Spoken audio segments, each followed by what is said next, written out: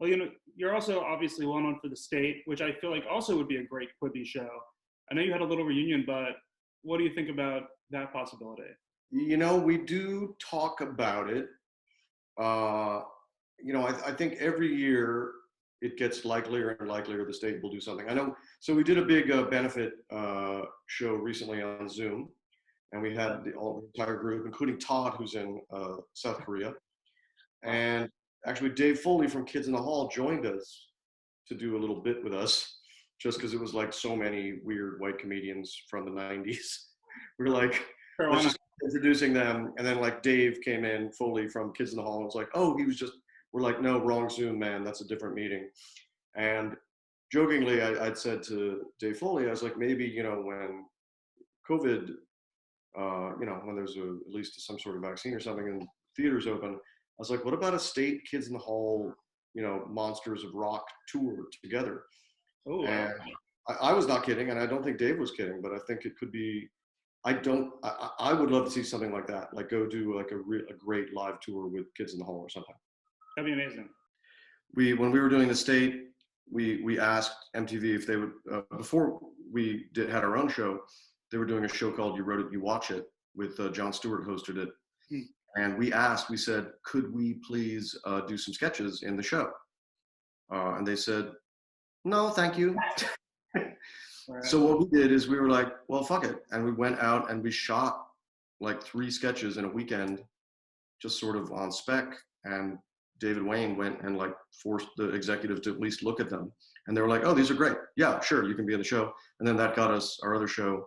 Same thing happened with Reno 911. We got canceled at the table read of a sketch show we were doing for Fox, just canceled. And we still had a cast of Nisi, Cedric, Carlos, Carrie, Ben, me, and we're like, can we just extra credit shoot like a spoof of Cops that you could put on right after Cops?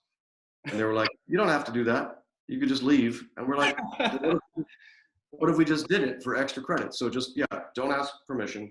Just start doing it. And it'll be harder for them to stop you. All right. Well, before I let you go, I got to ask one more question about a sketch. My favorite sketch is the Last Supper Louis sketch. Louis in the Last Supper. You played Jesus, right? It took me getting to 50 years old to finally look like the Jesus I play in that sketch. That was I'm really proud of Louis in the Last Supper. When we did the state, our thing was always like, the network definitely wanted recurring characters who said wacky shit that you could repeat. Sure. And of course, we considered ourselves like the Clash, and like we were like, we're never going to do anything the way people want us to do it. We're going to be very anti-establishment. We're always going to be like a punk band. So that's when David and Ken came up with a character who says, I'm going to dip my balls in it. You'd say it, yeah. Which was the greatest catchphrase of all time. And then a couple, when they said, please do some more Louis sketches, I wrote one which was actually called Kabuki Doug. So we did a full Kabuki play with all of our recurring characters based on a real Kabuki storyline called The Love Suicides at Sonozaki. And we did it in Japanese. Oh my God. Yeah, and we tried to do it like, a lot of us were like theater majors, so we tried to do like a really solid Kabuki play.